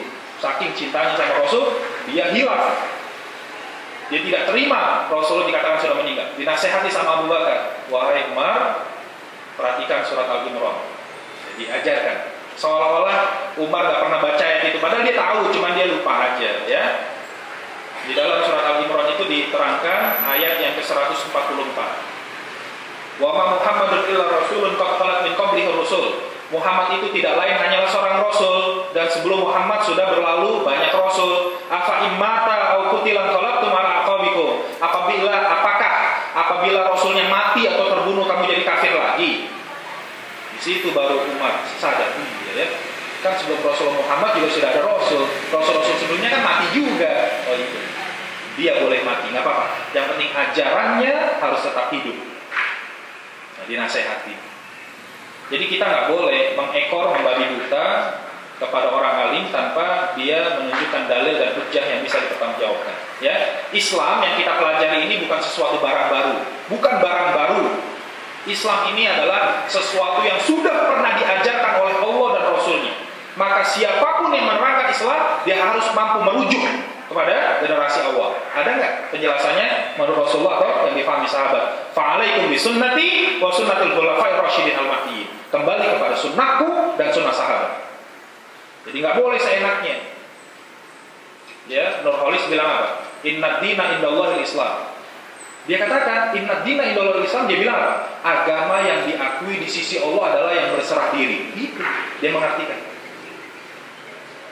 Kita tanya, Anda dari mana tafsir kayak gitu? Tolong sebutkan kitab tafsir mana yang menyebutkan ayat itu seperti itu. Nggak ada. Dalam tafsir Mu'tabar, nggak ada. Adanya di mana? Tafsir orientalis. Orang-orang kafir yang mengajarkan Islam. Baru ada ketemu. Karena dia belajarnya dari orientalis. Orientalis itu artinya orang-orang kafir yang dia belajar Islam. Jadi di universitas di luar negeri, di barat itu ada mata kuliah namanya Islamologi. Belajar tentang Islam. Yang ngajarin siapa? Orang kafir, dia ngajarin Islam. Tapi tujuannya buat ngacak-ngacak kayak gitu. Makanya pemahamannya kayak gitu. Dibilang apa? Agama yang Allah akui adalah yang berserah diri. Jadi kata dia, mau Hindu, mau Buddha, mau Konghucu, kalau dia berserah diri, agamanya diakui. Gitu. Maka kita tuntut, kita kejar. Boleh Anda mengatakan tafsir seperti itu, nggak apa-apa, silakan. Tunjukkan dalilnya mana, hujahnya. Kalau perkataan ulama mana? Kitab tafsirnya. Kita kejar gitu, nyerah dia, nggak bisa. Nggak ada rujukannya. Ternyata sumbernya dari orientalis, selesai. Berarti bukan itu. Kembalinya kepada sunnah, Rasul dan sahabat. Jadi jangan Quran sunnah, tapi memahami diri sendiri. Ngaco jadinya, ya kan? Ada orang bilang, kita jadi orang Islam nggak boleh dipaksa-paksa, kan ada dalilnya. La ikraha fiddin. Nah gitu dia bilang. Loh, kamu dalil itu nggak ngerti, itu pakai dalil tapi sahabat dia nggak tahu. Apa arti la ikraha fiddin itu apa? Baca lagi dalam tafsir dia paham. La ikraha fiddin itu buat orang kafir, bukan buat orang Islam. Ya, ayat itu buat orang kafir. La ikraha fiddin, tidak ada paksaan untuk masuk ke dalam Islam. Kamu mau Islam silahkan, mau kafir silahkan, nggak dipaksa. Masuk Islam itu nggak dipaksa. Kalau buat orang Islam, ayatnya yang lain. Ya ayyuhalladzina amanu atiullaha wa atiur rasul. Kalau sudah jadi orang beriman, wajib taat sudah. Tapi kamu mau jadi orang Islam atau kafir nggak dipaksa, silakan. Tapi kalau sudah jadi orang Islam, ya wajib taat. Rasulullah mengatakan, ajarkan anakmu sholat ketika dia 7 tahun. 10 tahun nggak mau sholat, pukul. Gitu aja. Ya kan? Nah, kalau udah tua dia apa ya? Digigit lah, digigit. Iya, betul Pak. Pakai sistem ya kekuasaan. Itu poinnya. Masih ada satu lagi sebenarnya, tapi kita perdalam dengan diskusi dan tanya jawab. Silakan kalau ada hal yang mau ditanyakan dari materi yang disampaikan. Aku qouli hadza wastaghfirullah li wa lakum wa lisa'iril muslimin wal muslimat innahu huwal ghafurur rahim. Silakan kalau ada pertanyaan.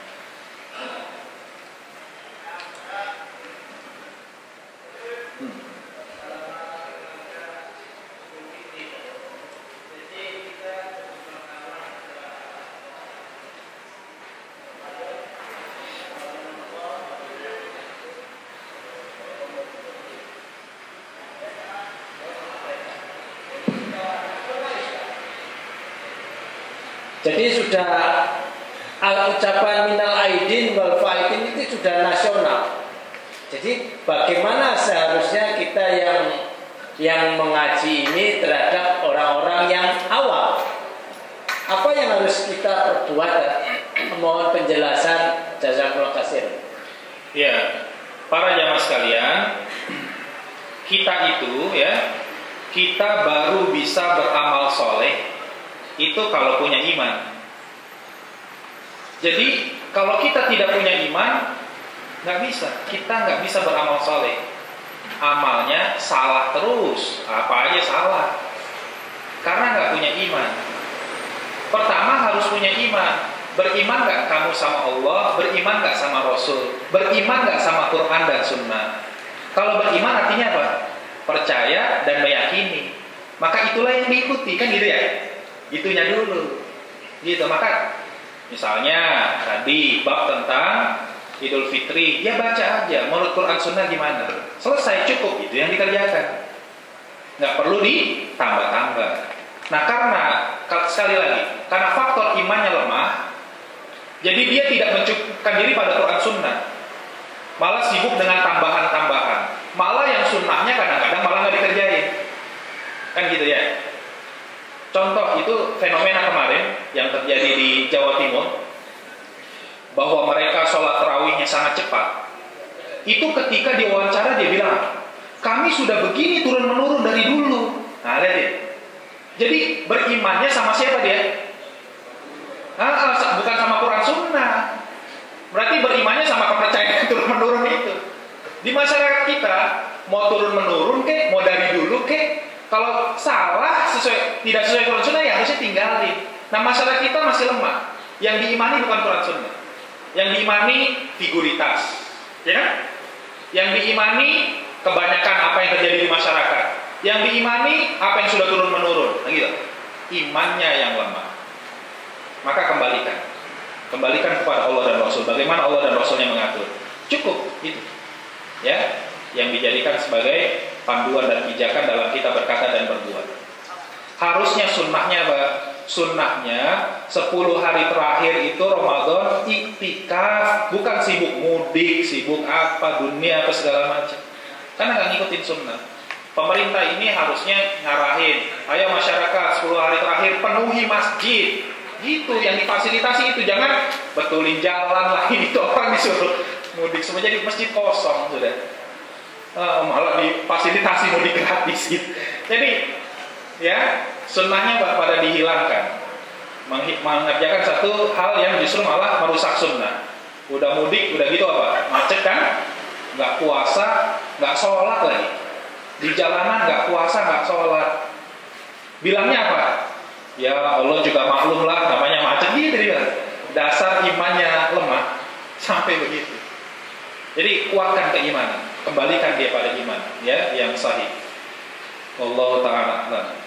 Ya, silakan. Ada 2 nanti gantian.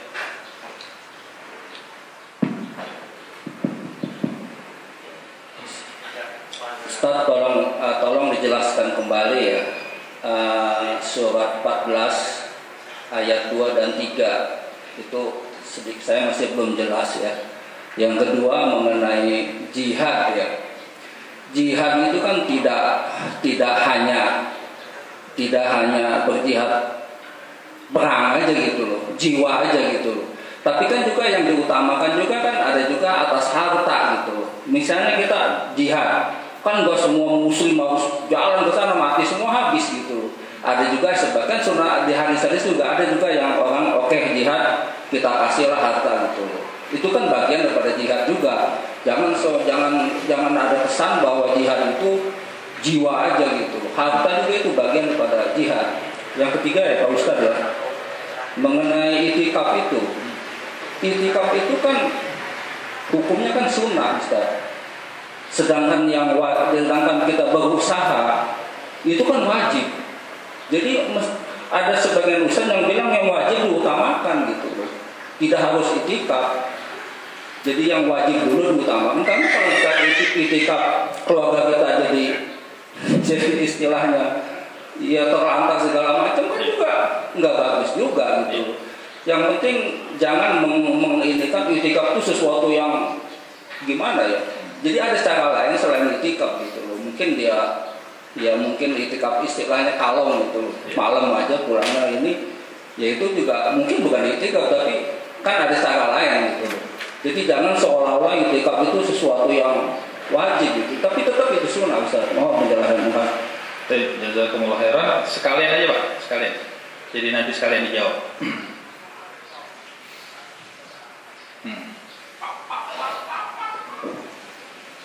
Terima kasih Pak.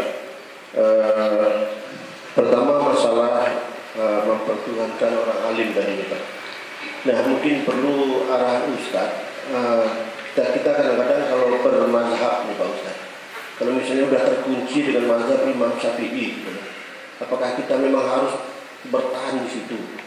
Nah ini mungkin panduan-panduan untuk bermazhab ini supaya kita tidak terdorong menjadi mengkultuskan imam atau dan macam-macam Pak Ustaz.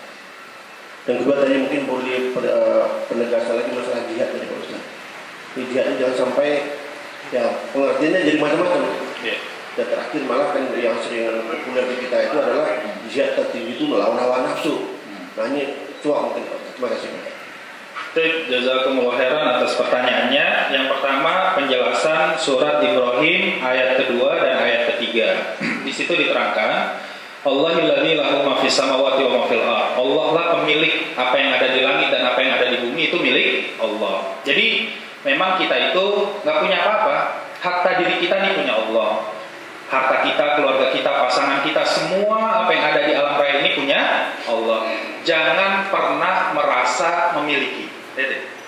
Nggak boleh merasa memiliki. Yang benar apa? Harus punya rasa diamanahi. Segala sesuatu ini adalah amanah, titipan. Harta amanah, kesehatan amanah, diri kita amanah. Satu saat akan diambil sama yang punya Allah Subhanahu wa Ta'ala. Dan harus dikembalikan dalam keadaan baik. Harus bisa kita pertanggungjawabkan. Thumma latus alunna yawma idzin anin naim. Nanti akan ditanya, semua nikmat itu Allah akan minta pertanggungjawaban. Jadi jangan rasa punya memiliki, tapi rasa diamanahi. Wa wailul lil kafirin. Kecelakaan bagi orang kafir. Nah, ini ya harus diingat ini. Orang kafir itu hidupnya celaka. Tidak ada orang kafir hidupnya baik. Kenapa? Ya karena mereka kafir. Kafir kepada Allah, kafir pada kebenaran. Orang kafir itu hidupnya celaka, tidak baik. Jadi kita jangan suka mengada-ada. Jangan suka ngarang-ngarang. Ini banyak orang Islam suka mengada-ada. Dia bilang apa? Assalamualaikum warahmatullahi wabarakatuh dan salam sejahtera. Salam sejahtera buat siapa itu? Ada nggak orang kafir itu selamat dan sejahtera? Ada nggak? Ini apa maksudnya? Maksudnya apa begitu? Harusnya kita ngikutin sunnah. Lihat, Rasulullah ngucapin salam sama orang kafir bagaimana? Ya, assalamu manittabi'il huda. Keselamatan bagi siapa yang mau mengikuti petunjuk. Kalau kamu mengikuti petunjuk, kamu selamat. Kalau kamu nggak mau mengikuti petunjuk, nggak ada selamat. Mana ada orang kafir selamat sejahtera? Berarti Quran ini salah kalau kita bilang orang kafir itu selamat sejahtera. Itu pertama harus paham. Wa wailul lil kafirin min adzabin syadid. Orang kafir itu pasti dapat azab yang keras karena kafirnya. Jadi harus ngerti bagaimana itu kita bersikap. Jadi kalau mengucapin gimana, ucapin saja assalamualaikum warahmatullahi wabarakatuh. Keselamatan bagi siapa yang mau mengikuti petunjuk. Nah, gitu yang benar. Gitu loh, kalau berani, ya kan? Kalau enggak, assalamualaikum aja selesai. Nggak perlu tambah lagi yang lain. Apalagi sampai diucapin lagi, salam buat orang Hindu diucapin juga, orang Buddha, ya kan? Apalagi ini itu, apa maksudnya? Itu karena orang nggak punya akidah itu begitu. Nah ternyata orang kafir itu, para jamaah sekalian, orang kafir itu tidak mesti orang yang pindah agama. Nah ini yang harus dipahami. Dalam Islam itu disebut kafir itu ada dua. Ada kafir murtad, ada kafir asli. Kafir murtad apa? Orang yang sejatinya dia pernah Islam kemudian keluar dari Islam secara sadar maupun secara tidak sadar. Itu namanya kafir murtad. Kafir asli, orang yang semenjak balik sudah jadi kafir. Itu namanya kafir asli. Nah kafir murtad itu zohirnya Islam, bisa jadi zohirnya Islam. Makanya disebut kafir itu tidak mesti orang itu Hindu, Buddha, Konghucu, tidak. Dia sholat, puasa, zakat, haji, kafir, bisa. Ketika orang itu misalnya syirik. Kalau kita bahas pembatal syahadat yang pertama itu syirik. Dia sholat, puasa, zakat, haji, tapi dia syirik, batal imannya, bukan orang Islam dia, meskipun dia sholat. Termasuk kekufuran, nah di dalam ayat ini. Termasuk kekufuran dalam ayat ini apa? Alladzina yastahibuna al-hayata dunya alal akhirah. Itu orang yang lebih cinta dunia daripada akhirat, itu kafir. Nggak boleh, kita itu nggak boleh lebih cinta dunia daripada akhirat. Terus gimana dong Pak Ustaz? Kan kita harus tawazun, harus seimbang. Seimbang itu gimana maksudnya? Kalau kita tahu kehidupan akhirat itu adalah kehidupan yang sejati. Kehidupan yang sejati itu akhirat, bukan dunia. Allah jelaskannya dalam dalil-dalilnya. Jadi harusnya yang kita kejar itu memang bagaimana bahagia di dalam alam yang sejati itu. Rasulullah bersabda apa? Ad-dunya sijnul mu'min wa jannatul lil kafirin. Dunia itu penjaranya orang beriman. Dalil. Rasul jelaskan apa? Dunia itu penjaranya orang beriman. Jadikan dunia ini sebagai penjara kita. Apa maksudnya? Maksud dunia itu sebagai penjara apa? Apa kita nggak boleh senang-senang? Boleh nggak senang-senang dalam penjara? Ada yang punya DVD itu karaoke dalam penjara ya kan? Ada orang bisa senang-senang dalam penjara ya kan? Jadi boleh senang-senang dalam penjara itu boleh, tapi sesenang-senangnya kita dalam penjara tetap ada batasan. Nah gitu loh maksudnya, ya. Nanti kalau nggak ada batasan nanti di akhirat. Nah orang kafir terbalik, menjadikan dunia sebagai surga, nggak ada batasannya. Jadi kita ini dibatasi dengan syariat. Nah gitu ya, di antara pengertiannya. Jadi yang harus kita orientasi yang utama itu adalah pada kehidupan akhirat itu yang harus kita fokus. Jangan cuma mengejar dunia siang malam, lupa mempersiapkan bekal akhirat. Bekal akhirat itu iman dan amal soleh. Maka siapkan iman, siapkan amal soleh, pelajari apa itu iman, apa itu amal soleh, pelajari siang malam. Jangan siang malam cari dunia tapi nggak tahu tauhid apa, syirik apa, nggak ngerti. Iman apa, kafir apa, nggak ngerti. Percuma, buat apa hidup kayak begitu? Dia nggak paham mana hak, mana batil, mana bid'ah, mana sunnah, nggak tahu. Nggak ada gunanya hidup seperti itu. Ya. Dan termasuk kafir dalam ayat itu apa? Menghalangi manusia dari jalan Allah. Wa yasudduna an sabilillah. Menghalangi manusia dari jalan Allah itu adalah kekafiran. Orang ingin menegakkan Islam, menegakkan kebenaran, menegakkan syariat, dihalang-halangi, baik secara lisan maupun secara perbuatan. Dituduh fundamentalis lah, dituduh radikal, dituduh teroris, atau ditangkap, disiksa, dibunuh, dipenjara. Itu dia menghalangi manusia dari jalan. Dan lebih menginginkan jalan yang bengkok, jalan yang batil, jalan yang tidak benar, yang bercampur syirik, kufur, bid'ah dan sebagainya. Nah orang seperti itu adalah dalam kesesatan yang betul-betul dalam kesesatan yang sangat jauh. Orang itu sesat karena tidak mengerti mana yang harus dicintai. Kemudian tentang makna jihad. Nah, perhatikan para jamaah sekalian, untuk memahami definisi-definisi dalam Islam, apapun itu, mau jihad, mau sholat, mau puasa, mau zakat, mau haji, apapun, selalu ya kaidahnya, para ulama mengajarkan kaidahnya apa? Selalu harus dilihat dari dua sudut pandang. Sudut pandang bahasa dan sudut pandang hukum. Selalu begitu. Puasa secara bahasa artinya apa? Puasa. Imsak, ya kan? Puasa itu secara bahasa artinya imsak, menahan. Tapi secara hukum apa? Nah, lihat ada penjelasannya secara hukum. Sholat secara bahasa artinya doa. Itu secara bahasa. Tapi secara hukum, perbuatan yang diawali dengan takbiratul ihram diakhiri dengan salam, itu sholat.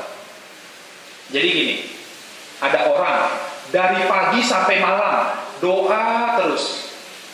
Sudah sholat belum? Gitu loh.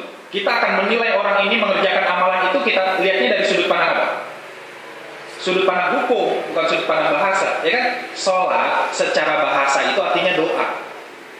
Secara hukum apa? Perbuatan yang diawali dengan takbiratul ihram diakhiri dengan salam. Jadi kalau ada orang dari pagi sampai malam doa terus, udah sholat belum? Belum. Dia baru dapat pahala doa, belum dapat pahala sholat. Karena tidak mengerjakan sholat dari sudut pandang hukum. Jihad, nah, lihat apa jihad? Jihad secara bahasa betul, bazlul wus'i. Jihad itu secara bahasa mengerahkan kemampuan, bersungguh-sungguh. Jadi apapun bersungguh-sungguh jihad, tapi itu jihad secara bahasa. Lihat lagi, silahkan buka kitab jihad manapun, buka saja. Definisi jihad secara hukum apa? Nggak ada ulama berselisih, tidak ada.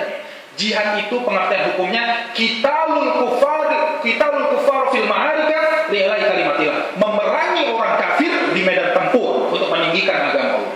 Selesai. Silahkan cek di kitab jihad manapun. Pengertian secara hukum itu jihad. Apa pengertian secara bahasa, apa pengertian secara hukum? Pengertian secara hukum tidak ada yang lain. Jihad itu memerangi orang kafir di medan tempur untuk meninggikan agama Allah. Selesai. Tetapi kalau pengen menunaikan jihad harus belajar fikih jihad. Ya kan? Sama kalau kita pengen sholat, belajar fikih sholat. Nah, dalam fikih jihad diajarkan, meskipun jihad itu memerangi orang kafir di medan tempur, tapi ada stepnya, ada tahapan-tahapannya. Tidak tiba-tiba kita langsung berperang, tidak. Marahil tahapan jihad itu ada i'dad, ada riba, ada kitab. Perhatikan. Ada i'dad, riba, kitab. Yang pertama, tahapan paling pertama adalah persiapan. Persiapan. Baru berjaga-jaga, baru turun ke medan tempur. Makanya As-Sahih kama nasbuhu Dr. Abdul Azam, beliau mengatakan apa? Haram hukumnya orang belum belajar fikih jihad turun ke medan jihad. Nggak boleh. Ngapa? Ngaco nanti. Karena jihad itu ada aturan. Nggak boleh berjihad bawa jimat, boleh nggak? Mau jihad belajar ilmu kebal dulu, boleh nggak? Ada nggak yang kayak gitu? Ada itu. Orang mau jihad diisi pakai ilmu kebal dulu. Ya kan? Belajar dulu fikihnya. Jadi nggak langsung orang turun ke medan jihad. Ada stepnya. Step yang pertama apa? Persiapan. I'dad, persiapan. Dalilnya surat ke-8 ayat ke-60. Yang namanya persiapan itu sebelum perang apa setelah perang? Sebelum. Apa yang dipersiapkan? Dipersiapkan ada dua. I'dadul imani, i'dadul mati. Persiapan itu ada dua. Ada persiapan iman, ada persiapan materi. Persiapan iman apa? Kita belajar tauhid, menjauhkan syirik, belajar sunnah, belajar fikih jihad. Itu yang namanya persiapan iman. Karena jihad itu untuk menghilangkan syirik, menghilangkan kekufuran. Maka mujahidnya harus ngerti tauhid apa, syirik apa, kufur apa. Jangan berjihad malah bawa-bawa syirik. Jadi kita ini ngaji kayak begini nih, ini ngaji, belajar. Tapi kalau niatnya supaya punya ilmu satu saat bisa berperang bela agama Allah, ini sudah masuk tahapan jihad. Itu maksud saya. Jadi meskipun dia artinya perang, tapi ada stepnya. Tidak tiba-tiba orang begitu. Ada I'dadul maddi, persiapan materi. Persiapan materi apa? Infak. Materi, kita kerja ngumpulin duit supaya punya ongkos berangkat jihad. Kerjanya nilainya jihad. Itu kalau dia niatin, dia kaitkan. Nah, masalahnya masyarakat kita ini dia terjebak hanya pada pengertian bahasa. Jihad itu artinya sungguh-sungguh. Maka saya bekerja sungguh-sungguh juga jihad, mendidik anak juga jihad, belajar juga jihad, tanpa dia kaitkan untuk urusan membela agama Allah. Cuma sekedar bersungguh-sungguh saja. Itu bukan jihad, tidak ada. Nggak dapat pahala jihad, dapatnya pahala sungguh-sungguh. Dapatnya cuma pahala cari nafkah, dapatnya cuma pahala mendidik anak, selesai, nggak ada pahala jihadnya. Karena tidak dia kaitkan. Harusnya apa? Saya mendidik anak supaya keluarga saya siap ketika saya tinggalkan jihad. Nah, mendidik anaknya baru dapat pahala jihad. Saya kerja supaya punya ongkos berangkat jihad, supaya keluarga saya tidak terlantar, baru cari nafkahnya punya nilai jihad. Saya olahraga, tiap hari saya olahraga, lari pagi, naik sepeda. Tapi supaya apa? Supaya badan saya kuat, sehat, supaya bisa berangkat ke medan jihad. Olahraganya nilainya jihad. Jadi banyak yang bisa kita kerjakan hari ini. Betul, tidak semata-mata perang, tapi yang paling tinggi itu perang. Ya, baca saja sirah Nabawiyah. Setelah Rasulullah hijrah ke Madinah, Rasulullah di Madinah itu berapa tahun? 10 sampai 11 tahun. Berapa kali berperang?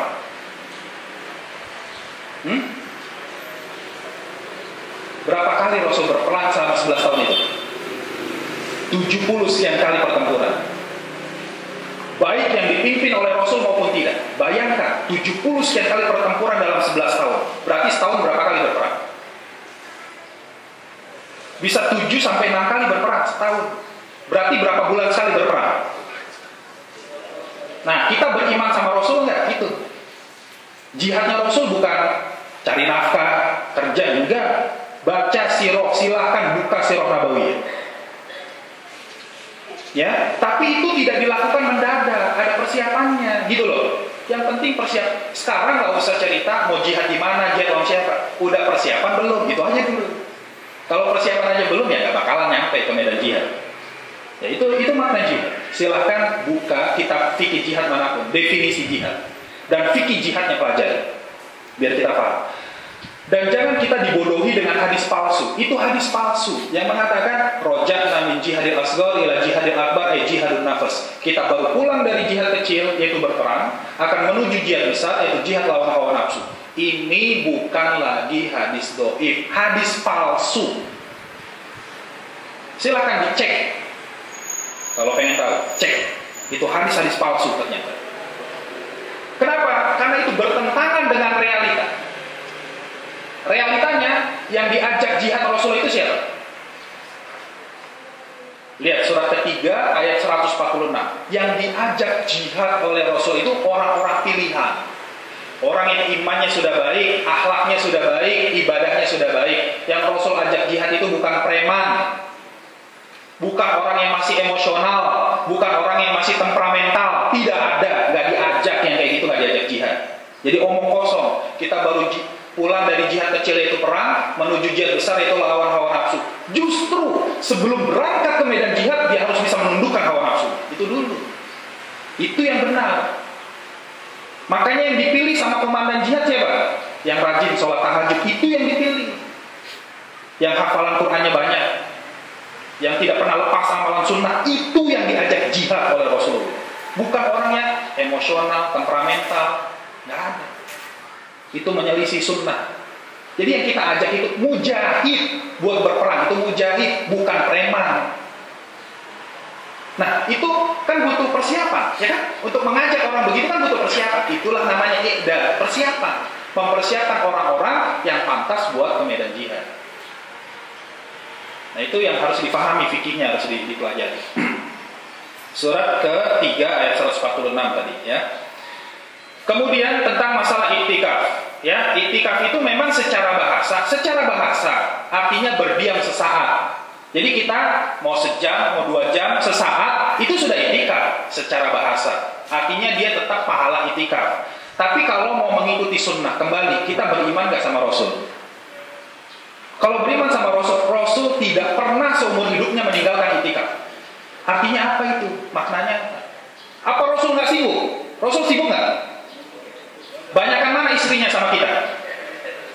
Rasul itu kepala negara, bayangkan kepala negara, nggak kayak kita, apa sih kita? Tapi nggak ada Rasul meninggalkan itikaf. Itu kalau kita beriman sama Rasul. Andai kata kita tahu besarnya pahala itikaf, ngantri itu masjid. Tapi karena iman kita lemah, kita nggak tahu besarnya pahalanya kayak apa. Ya kan?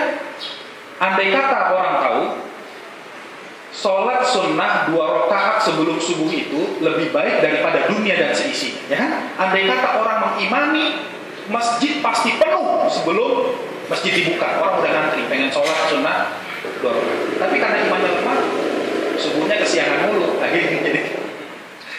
Ya, coba imani, ini pahalanya besar. Meskipun sunnah, Rasulullah menggambarkan sunnah seperti apa?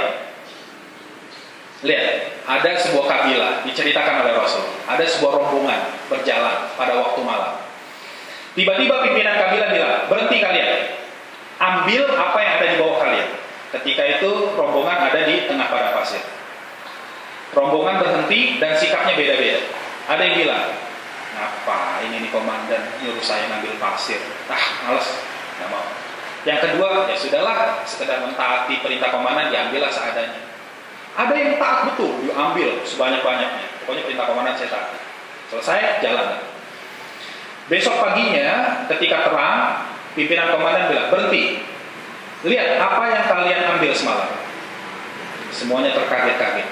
Ternyata semalam yang diambil adalah serbuk emas. Semuanya menyesal. Yang nggak ngambil nyesel. Waduh, serbuk emas nggak tahunya. Yang ngambil seadanya nyesel juga. Kenapa cuma segini saya ambil? Yang ngambil banyak tetap nyesel. Nah, itulah Rasul katakan, orang menganggap sunnah itu dianggap pasir. Sunnah itu adalah serbuk emas. Jadi definisi kita tentang sunnah harus dirubah. Di masyarakat kita definisi tentang sunnah salah. Sunnah itu apa? Amalan yang dikerjakan dapat pahala, ditinggalkan nggak apa-apa. Salah, bukan itu. Sunnah itu adalah amalan yang dikerjakan dapat pahala, yang kalau ditinggalkan rugi. Itu yang benar. Gitu loh. Jadi kalau kita kembali kepada sunnah, kita lihat Rasulullah bagaimana prakteknya dan bagaimana para sahabat. Nah gitu ya. Jadi supaya kita bisa beramal soleh, supaya amal kita benar. Itu persoalannya di iman. Kalau kita mengimani, kita bisa kok. Kita manage jauh-jauh hari, kan dikasih 365 hari. Ya kan? Kita manage jauh-jauh hari ini gimana caranya 10 hari saya bisa itikaf. Dari jauh-jauh hari diatur. Diatur persiapan dan juga diatur keluarga kita. Syukur-syukur keluarganya diajak itikaf semua, lebih enak lagi ya. Jadi nggak pusing ya. Ajak itikaf semuanya. Kalau mau diatur bisa, mudah itu, atur jauh-jauh hari selesai. Jadi itu penjelasannya apa itu surat Taubah. Kemudian tadi tentang mazhab atau bagaimana kita mengikuti orang alim. Ciri orang alim yang benar. Ciri orang alim yang benar. Dalam surat ke-12 ayat 108, surat Yusuf ayat ke-108 dan surat ketiga ayat ke-76 itu dijelaskan bagaimana ciri orang alim yang benar. Ya, dalam surat ke-12 ayat 78 menerangkan tentang sifat dakwah Rasul. Kul hadhihi sabili, katakan Muhammad kepada manusia, inilah jalanku, jalan agamaku. Tunjukkan pada manusia, yaitu apa? Ad'u ilallah. Jalannya Rasul adalah jalan yang mengajak manusia kepada Allah, ya, bukan mengajak kepada adab, bukan mengajak kepada rasio, bukan mengajak pada pribadi, tidak, bukan mengajak pada kelompok, golongan, tidak. Mengajaknya kepada Allah, pada Quran dan Sunnah. Kul hadhihi sabili ad'u ilallah ala basiratin, di atas hujjah yang nyata. Jadi kita mengajak orang itu harus pakai hujjah, pakai dalil. Ini ciri orang alim yang benar. Ana wa man tabani, aku dan orang-orang yang mengikutiku berada di atas jalan itu. Wa subhanallahi wa ma ana minal musyrikin. Maha suci Allah, aku bukan orang musyrik, kata Rasulullah. Aku tidak mengajak manusia kemana-mana. Aku tidak mengajak manusia pada kelompokku, golonganku, tidak. Dan ternyata kalau kita pelajari seluruh imam mazhab tidak ada yang mengajak pada kelompok dirinya. Kembali pada Quran Sunnah berdasarkan pemahaman mereka. Kalau ternyata ada pemahaman yang lebih kokoh, nggak apa-apa, tinggalkan. Mereka ridho dan rela. Kalau ternyata kita bisa bisa mendapatkan pemahaman yang lebih roji, ya, yang lebih kokoh. Yang penting tetap harus bersandar pada Quran Sunnah. Begitupun dalam surat yang ketiga, tadi saya katakan, ayat yang ke-79, ya, 79. Tidak pantas seorang yang punya ilmu itu tiba-tiba mengajak manusia kunu ibadalli min dunillah. Wahai manusia, silakan jadi penyembahku selain Allah. Enggak boleh, kata Allah. Ya, mengajak manusia untuk mengidolakan dirinya, mengkultuskan dirinya. Tidak benar. Yang benar seruannya walakin kunu rabbaniyin. Wahai manusia, kalian harus jadi generasi rabbani yang tunduk patuhnya pada Allah, bukan pada figurnya. Jadi caranya adalah mari kita kembalikan pada Quran dan Sunnah. Jadi kalau di antara kita ada yang berbeda, dalam amalan, urusan fikih, selama masing-masing punya ada dasarnya, hujahnya, itu kita harus mengembangkan sikap tasamuh. Ya, kita hargai. Oh, saya mengamalkan ini dalil saya. Oh, ternyata kamu berbeda. Ternyata ada dalilnya dia meyakini itu. Ya sudah, tasamuh, saling menghargai, selesai. Yang salah itu apa? Yang satu pakai dalil, satu nggak ada dalilnya. Itu baru salah. Nggak boleh kita ikuti. Yang kayak gitu harus kita luruskan. Kalau ternyata nggak ada dalilnya, gitu ya. Jadi para ulama itu mereka berbeda, tapi karena masing-masing punya dalil yang mereka yakini, mereka tersamu, menghargai saja, selesai. Lana amaluna walakum amalukum. Bagi kami amal kami, bagi kamu amal kamu. Silahkan nanti kita bertanggung jawab di hadapan Allah masing-masing. Selesai. Yang penting kita punya hujah, punya dalil. Gitu. Jadi yang penting ada dalilnya enggak? Kalau ada dalilnya, tersamu, selesai, saling menghargai. Yang nggak boleh dihargai itu kalau yang nggak punya dalil, nggak punya hujah. Nah, itu nggak bisa kita tolerir. Ya.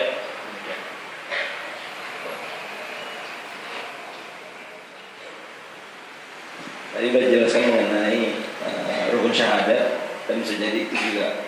Nah, yang mau saya tanyakan itu bisa jadi kita melakukan hal-hal yang kita sadari atau tidak sudah menjadi pembatal rukun itu sendiri. Terus pertanyaannya adalah apa yang harus kami lakukan? Ketika kita melakukan hal-hal yang bisa membatalkan syahadat kita diperbolehkan untuk melakukan salah satu dari 3 hal diantaranya. Ya, apa itu? Kita bisa bersahadat ulang. Dengan begitu kita kembali kepada syahadat dan kita tinggalkan tadi yang salah tadi, ya. Dengan kita bersahadat dan kita tinggalkan yang pertama. Yang kedua, kita bisa langsung mengerjakan amal-amal dalam Islam. Misalnya apa? Kita langsung sholat, langsung puasa. Dengan mengerjakan amalan-amalan Islam berarti kita kembali kepada Islam.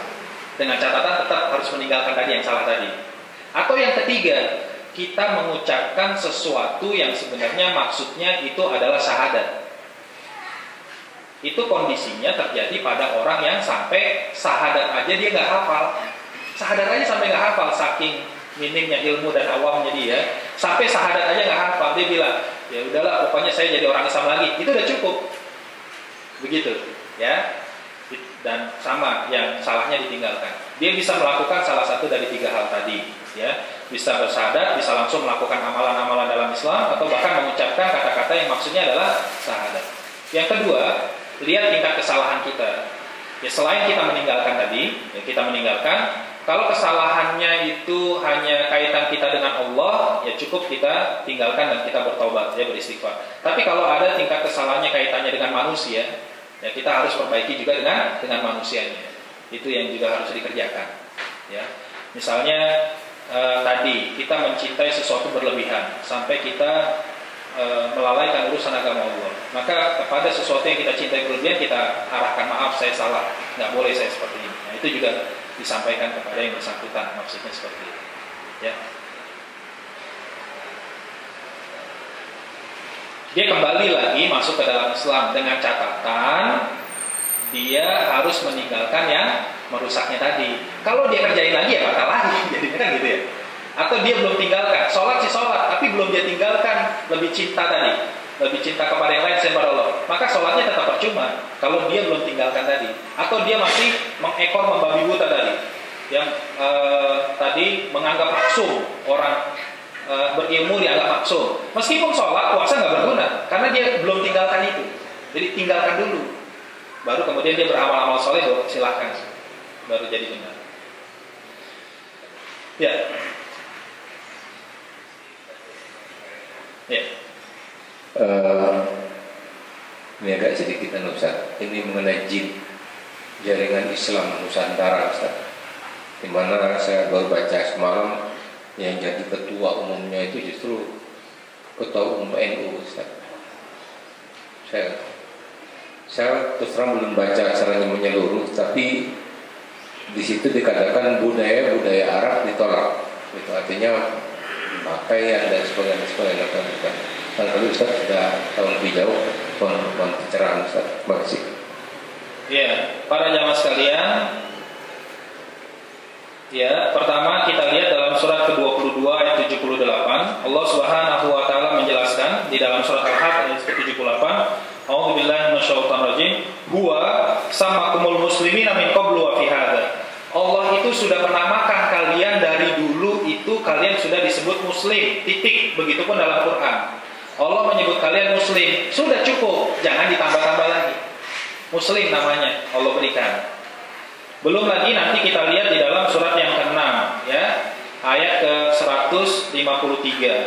Di dalam surat ke-6 ayat 153 dijelaskan wa anna hadza sirati mustaqiman fattabi'uhu wa la tattabi'us subula. Inilah jalanku yang lurus, maka ikutilah dia dan jangan kamu ikuti jalan-jalan yang lain, nanti kamu akan berpecah belah. Ketahuilah, jalan yang benar itu cuma satu. Jalan kebenaran itu cuma satu, tidak bercabang-cabang. Kalau jalan kebatilan itu bercabang. Lihat saja bentuk redaksionalnya. Wa anna hadza sirati mustaqiman. Inilah jalanku yang lurus. Allah sebutkan dalam bentuk mufrad, dalam bentuk tunggal. Jalan yang lurus itu bentuknya satu. Wala tattabi'us subula. Jangan kamu ikuti jalan-jalan yang lain. Redaksionalnya bentuknya plural dan jamak. Subul, jamak dari sabil. Jadi Islam yang hak itu satu. Maka cukuplah kita pada Islam yang satu itu. Persoalannya bukan masalah ke Arab-Araban, ke Jawa-Jawaan, ke Barat-Baratan. Masalahnya sesuai Quran Sunnah enggak? Selesai, titik, gitu saja. Jadi orang yang kemudian menambah-nambah, ada Islam nasionalis lah, ada Islam Pancasila lah, ada Islam Nusantara, ada Islam liberal, itu orang yang nggak pede jadi orang Islam. Nggak pede, makanya harus ditambah-tambah. Apa kita nggak cukup dengan Islam? Selesai, cukup, kan gitu harusnya. Itu krisis ideologi, krisis identitas. Muslim ya Muslim, Allah namakan kita Muslim, nggak ditambah-tambah. Maksud Islam ke Indonesia itu apa sih maksudnya? Islam ke Indonesia itu maksudnya apa? Yang mereka maksud itu apa? Islam Nusantara atau Islam ke Indonesia itu sebenarnya yang kayak apa sebenarnya? Iya, jadi maksudnya Islam ke Indonesia, Islam Nusantara itu Islam yang dicampur-campur, yang boleh bid'ah-bid'ah gitu ya. Gitu. Yang dicampur boleh syirik-syirik. Jadi sebenarnya kita mau diajak Islam kita mau dicampur-campur. Yang boleh syirik-syirik, yang boleh bid'ah-bid'ah itu boleh dikerjain. Ini loh, Islam Nusantara tuh begini. Iya. Jadi itu sebenarnya. Ya kita jangan mau dan kita nggak mau masa Islam dicampur-campur. Yo, saya baca Ustaz, tapi belum tuntas betul. Sasaran mereka itu untuk mengaburkan Islam itu sendiri. Iya. Nanti lama-lama orang tidak mau berpakaian banyak, tidak pakai baju koko. Iya, bukan hanya pakaian. Terus kemudian nanti baca Quran boleh dengan langgam Jawa. Iya. Dan seperti itulah. Sehingga lama-lama ini secara mutafnya kayak teman-teman yang agama itu ya untuk mengaburkan Islam itu sendiri. Iya betul. Menghilangkan Islam itu sendiri. Bukan cuma sekedar baca Quran, bukan cuma sekedar berpakaian. Islam Nusantara itu adalah Islam yang nikahnya boleh pakai nginjek-nginjek telur yang begitu. Yang kalau lahir bayinya tuh nggak apa-apa dikasih ari-arinya di taman kasih lampu. Nah itu Islam Nusantara tuh yang begitu. Kita diajarin bakal begitu lagi, ya kan? Yang kalau bangun rumah tuh pakai kelapa, pakai pisang, nah itu Islam Nusantara, itu dilestarikan, jangan dihilangkan. Gitu maunya nanti. Jadi bukan cuma pakaian, bukan cuma baca Quran, yang bid'ah, yang syirik pun nggak boleh dihilangkan. Ini Islam ke Indonesia. Gitu artinya. Ya. Demikian para jamaah sekalian, kajian kita hari ini. Insyaallah kita lanjutkan pada kesempatan mendatang. Aku qouli hadza astaghfirullah li wa lakum wa lisa'iril muslimin wal muslimat innahu wal ghafurur rahim. Subhanakallahumma wa bihamdika asyhadu an la ilaha illa anta astaghfiruka wa atubu ilaik. Walhamdulillahirabbil alamin. Wassalamualaikum warahmatullahi wabarakatuh.